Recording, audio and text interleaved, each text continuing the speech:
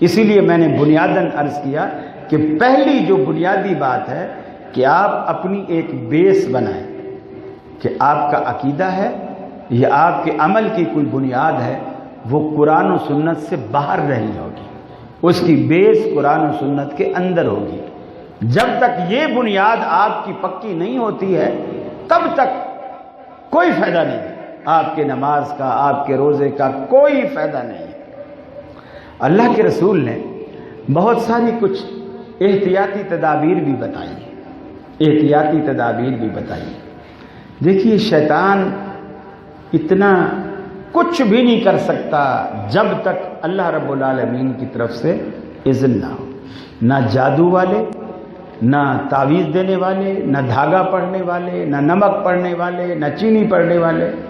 لوگ چینیاں پڑھوا کے کھا رہے ہیں، مہینے بعد کہتے ہیں جی جن تو نہیں گیا، شوگر ہو گئی ہے، اور کھا چینی۔ تو چینی سے علاج ہوتا ہے؟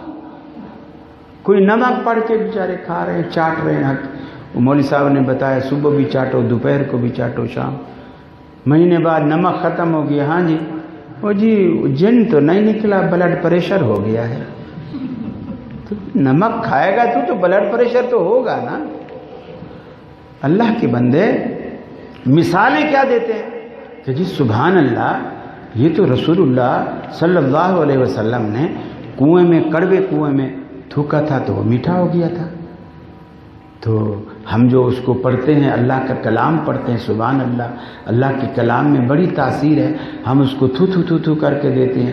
اب ایک نیا پیر کوئی نکلا ہوا ہے، تسبیح اس کے ہاتھ میں ہوتی ہے، میں نے ویسے تو اس کو نہیں دیکھا لیکن کلپس میں نے سوشل میڈیا پہ کافی دیکھے ہیں، نوجوان سا لڑکا جیسا ہے اور سندھی ٹوپی پہنی ہوئی ہوتی ہے، تسبیح ایک ہاتھ میں ہوتی ہے اور سب مجمع بھرا ہوا ہے، لوگوں کو ایک دفعہ کہتا ہے سر پہ ہاتھ رکھو، سارے اپنا سر پکڑ کے ایسے کریں گے۔ اب وہ اس میں ایسے منہ بھی چلا رہا ہے تسبیح کے دانے کا،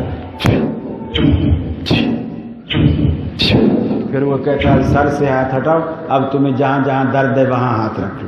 پھر سارے وہاں، کوئی کندھا پکڑے کھڑا ہے، کوئی گھٹنا پکڑے کھڑا ہے، کوئی کمر پہ ہاتھ رکھے کھڑا ہے، پھر اسی طرح کر کر کے پھونک رہا ہے اسپیکر میں، اور وہ کہہ رہے ہیں ہمیں علاج کروا رہے ہیں۔ اپنے اپنے سروں پہ ہاتھ رکھ لیں، جہاں کہیں آپ کی سماعتوں کی نظر میری آواز جا رہی ہے، سر کے آگے ایک ہاتھ اور دوسرے سر کے پیچھے رکھ لیں، جہاں کہیں آپ کھڑے ہیں، بیٹھے ہیں، جس جگہ آپ موجود ہیں، ہاتھ رکھ لیں تاکہ دم اور دعا کا سلسلہ شروع ہو جائے۔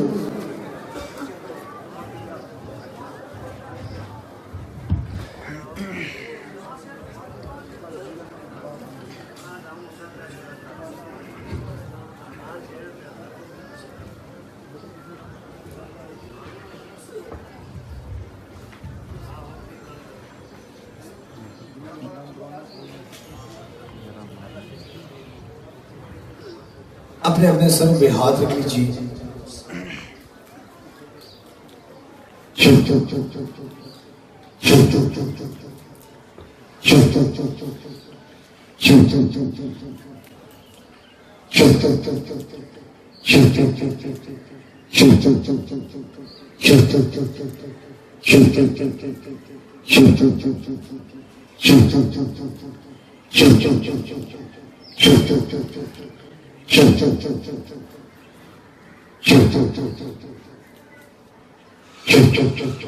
اب دوسرے دم کے لیے جو نیچے حال میں مریض ہیں، ان کے قریب کے رفقا ان کے سر پہ ہاتھ رکھ لیں۔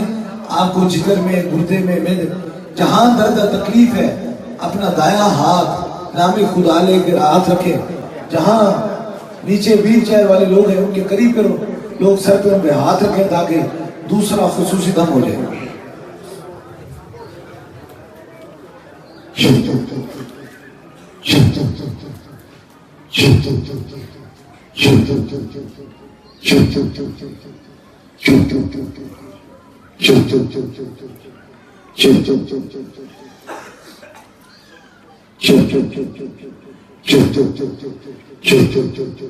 اب تیسرے دم کے لیے جو چیز بھی آپ نے دم کروانے کی نیت سے لائی ہے، پانی ہے، تصویر ہے، کوئی چیز بھی ہے، آپ اسے اوپر کیجئے تاکہ تیسرا خصوصی دم ہو جائے۔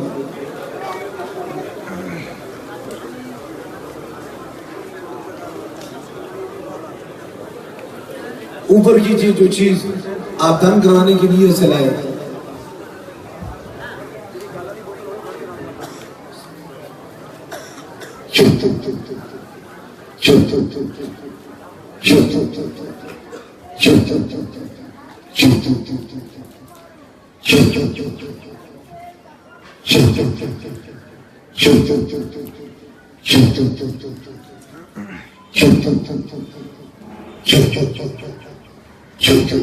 تو اسی طرح لوگ پانی کی بوتلوں میں تھوک ڈال ڈال کے دیتے ہیں.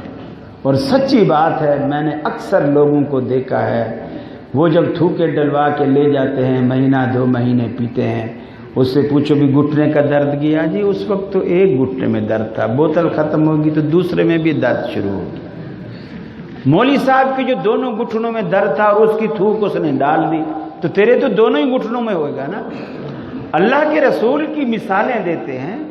رسول اللہ صلی اللہ علیہ وسلم کے لعاب کی بات الگ ہے، وہ تو سانپ کے زہر کو بھی نکال کے بات ہے. وہ اللہ رب العالمین کی طرف سے ایک اعجاز تھا.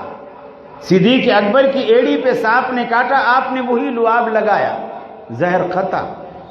حضرت علی کی آنکھیں دکھ رہی، آپ نے وہی لعاب لگایا، شفا ہی شفا.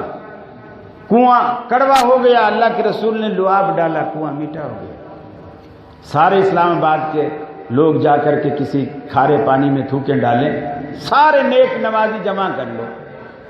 میں کہتا ہوں راول ڈیم آپ کا کڑوا ہو سکتا ہے، کبھی کھارا پانی میٹھا نہیں ہوگا. اللہ رب العالمین نے نبی کریم کو جو کچھ دیا تھا وہ ایک اعجاز تھا. یہ نہیں ہے کہ امت بوتلوں میں تھوکیں ڈالے اور لوگوں کا علاج کرے.